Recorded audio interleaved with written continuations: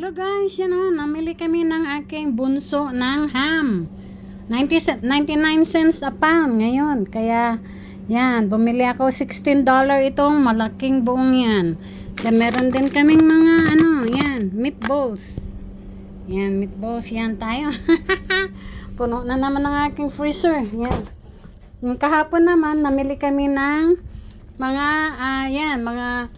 mga ganyan ba, paborito ng aking asawa, mga spring rolls, yan, mga yan, sa kanya lahat yung mga box na yan, mahilig sila kasi ng ito, ice cream ko yan, mahilig kasi sila ng mga, yan, mga yan, ganyan,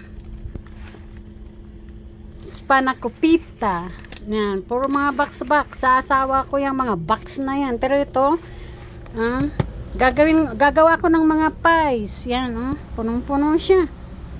Wala na akong mapaglagyan ng iba. Doon sa freezer ko din doon sa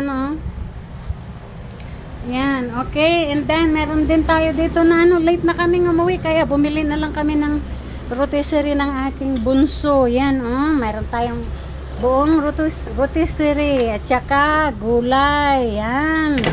Makulay na gulay. Okay, guys. Okay, bye-bye muna at magnanghalian kami, okay? Yan na rin ang rice niya. Okay guys, bye-bye.